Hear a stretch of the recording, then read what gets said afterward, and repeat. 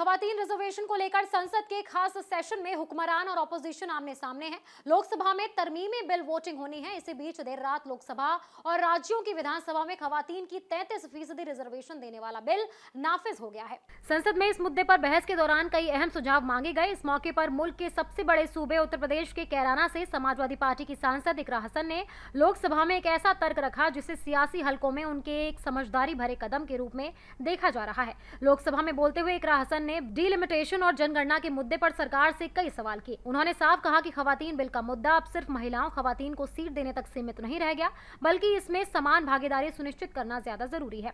Samajwadi party सांसद इकरा हसन ने अपनी ही पार्टी के लीडरों से थोड़ा अलग रुख अपनाया।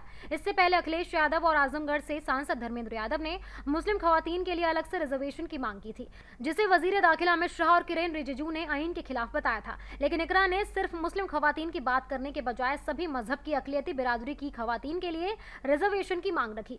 सांसद इकरा हसन ने कहा कि देश की सभी अकलियती खवातीन को इस बिल में अलग हिस्सा मिलना चाहिए। इसके साथ ही इकरा ने अन्य पिछड़ा वर्ग और वंचित वर्ग की खवातीन के लिए भी सब कोटा की मांग की। उनका कहना था कि जब तक हर वर्ग की खवातीन को बराबरी का मौका नहीं मिलेगा, तब तक असली इंसाफ नहीं हो पाएगा। इकरा हसन ने यह भी सुझाव दिया कि गरीब, अकलियती और पिछड़े वर्ग की खवातीन के लिए चुनाव लड़ना आसान बनाने के लिए सरकार को माली इमदाद देना चाहिए। उन्होंने कहा कि चुनाव में खर्च एक बड़ी रुकावट है, जिसे दूर किए बिना समान भागीदारी की बात अधूरी रहेगी। सांसद ने यह भी कहा कि बिल 2023 पहले ही सर्वसम्मति से पारित हो चुका है, इसीलिए अब असली सवाल इसे लागू होने का है। उन्होंने इल्जाम लगाया कि सरकार इस कानून को लागू करने के बजाय डिलिमिटेशन और जनगणना के पीछे छिपा रही है।